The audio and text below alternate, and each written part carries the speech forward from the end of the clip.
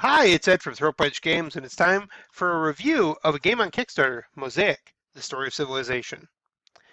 This is an action selection game, and the interesting take on it is you can take the different actions, but you can only do what cards are up in those actions. So let's start off. The basics of the game are you're going to have these different cities or ports, and at the start of the game, you choose a place, and you're going to put your stuff there. So let's be a spice traders. We're going to grab this one, put my city here, and now I've got a city, and I've got goods. These goods will be important for trade later and taxes. But this gets to the heart of the game, influence. You'll notice that there's different colored areas. We're trying to gain influence in these different sections of the world, and that's typically done by cities and military and a few other things throughout the course of the game.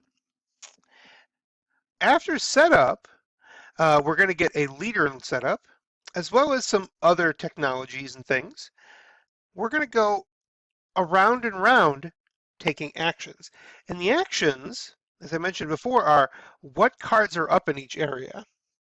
Technology gets you new tech, which is often increased production or other new abilities. Building lets you build new cities and towns. Military, recruit military and put them in areas or move them around. Population, increase your population. It's a resource you're going to need to build your cities. You have to have people to send to places. Work, where you get stone, food, or ideas. Ideas are spent on tech. Stone and people are spent on building. And uh, food is also needed to increase your population. You can tax or tariff, and that's where these different symbols come in. You tax based on population and the amount of government you have. You also, you'll notice my priestess here increases my tax production. People pay money in a theocracy. You can build a wonder where you spend a bunch of resources and you construct one of these really awesome uh, little plastic figurines. And these will be in the real game. You can also get governments. Governments are extra point scoring cards. Furthermore, across the game, if you ever have a certain awesome thing, like I have a ton of a symbol, I get +3 production of a thing and victory points, as well as if I have a lot of production of a certain resource. But the game basically boils down to, like, you choose an action, spend the resources, and do it. Standard action selection materials. For technology, what's kind of fun is you have to have the required resources. I can't just invent the calendar. I have to have a certain amount of like scientific know-how and writing to do that. For caste systems, I have to have art and government. For cavalry tactics, I have to have some military before this. I have to have stoneworking before I can make cement. So you're going to build up and kind of evolve a tech tree by using things you have to build the next thing. Like I can't build the caste system right now because I don't have enough art. Got the science, not the art. I could build cavalry because I've got cartography, which gives me some military. But so I will spend my ideas here to get things. I spend food and to increase my population. I can work to get resources, and that's all based on uh, my population and my production in each area. Like I can make a lot of food. Not that smart, not that good at stone. And these will be set by your different leaders. You can build, and building is where you're going to get a lot of your influence. You'll notice there's towns and cities. Towns kind of spread off to the side of a place. Like I'm here, I can build one over and put stuff on here and get this icon. You'll notice that some of these, like just you have beef as a trade good. This, I have fish, and the +2 will increase my food production by 2. this is an interesting kind of way to kind of put stuff out. Like, okay, if I ever get to 10 food production, I can put him here. And when I get more food production, I just kind of put new markers out. So you have this increased little production method. Um, these places also unlock stuff. So if I buy a farm town, I increase my food and my food production. When I manufacture, I get more money and tariffs. You can also build projects, these city walls. These all cost different amounts, which are indicated underneath. But so I can build onto the board, I can increase my population, I can get technology cards to give me new unlocks. The governments are kind of end of game scoring and they may give you certain abilities. Taxing gets you money, but it increases unrest at the end of the game that could hurt you. How do we score? Well, eventually these empire cards are shuffled into these decks, and these decks are changed upon the number of players. Once that happens, we count the amount of people or cities in each region, and whoever has the most scores a lot of points.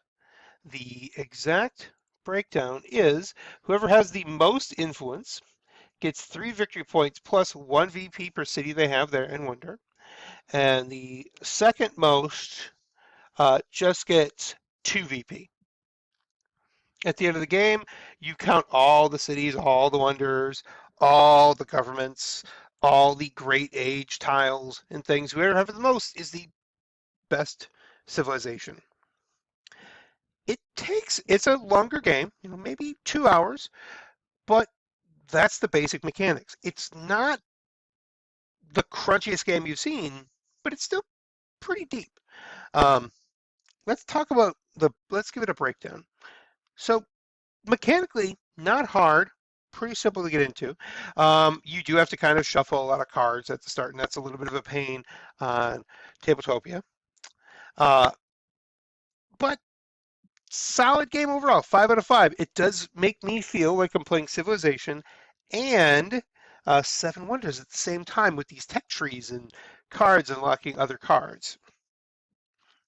In terms of theme, like the idea of like building things and taxing the population, increasing unrest, and this constant back and forth of what you want to do, how you need to grow. I need to go across the Mediterranean to get the most influence over here. Do I spread like one of these cards is theocracy, and they get points by just being all over or doing the best by being all over, which instead of just hunkering down, just trying to be. It feels like a theocracy. I'm trying to spread the religion. Um, so I love the theme, so I give it a 5 out of 5 there. Solid theme, solid mechanics. The rules, there's some great things about the rules, and there's some not great things about the rules. Um, this theme and mechanics, sorry, the rules and execution, I have a couple of small issues. This is one icon for food, and this is another. This is one food, this is 5. One idea, 5 ideas. One stone, 5 stone. It's in there, it's important, it's buried in the rules. When you set up, these are just kind of placeholders because you randomly put things on the board, which is fine. And some of these are locked, but these things will always be in certain areas. There's going to be, based on history. But some of the things like why the 2x, why is it 2x? It's in there a little buried. When we played, my wife was a little confused about the trade goods and how that kind of worked. These trade goods are important for tariffs, where instead of counting population, you count the amount of trade goods you have, unique trade goods. So some of that would be helpful. Putting, what this 4 ideas versus this 2 food, this just means you get 4 ideas. This means you increase your food production, and it counts as a unique thing for tariffs.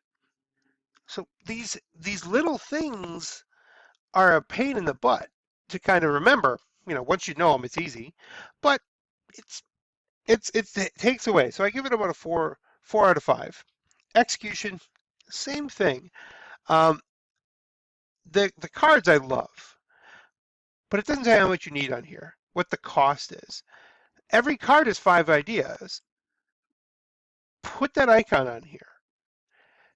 The population ones, they have different costs. Use the same kind of iconography on here. It would make life so much easier. Um, they did it for building because there's different costs. To build a city costs certain things, a port costs certain things, towns, it's free to build. These walls, they cost different amounts too. These cost ideas and resources. Put that on there. Those things would really help me with the flow of the game. Like they have for governments, they have it on the government card here, and they have different costs and what's required. Put those little icons on there. That would really help. We found ourselves having to go back to the rules quite often to kind of look up things. So 4 out of 5. Overall, 90%. Solid mechanics, solid theme. It's just these little things are taken away from the rules and the execution. The pieces that are here are amazing. Look at these things just in 3D sculpts. The chunky things on the board, those are all great. It just helped me play the game a little easier. I know these are 5s now, but put a 5 on them. It would just make things a little easier. But that said, I'm backing it. It's a fun game. It looks fun. I enjoyed it. My wife enjoyed it. Once we got through that kind of rough start, we had a blast. I would suggest you take a look at it too. Mosaic, the story of civilization. Fantastic game. I'm Ed for Throat Punch Games at Throat Punch Games Twitter, Throat Punch Games on Instagram, TikTok, and Facebook. Like and subscribe for the content and contests. Thanks for watching.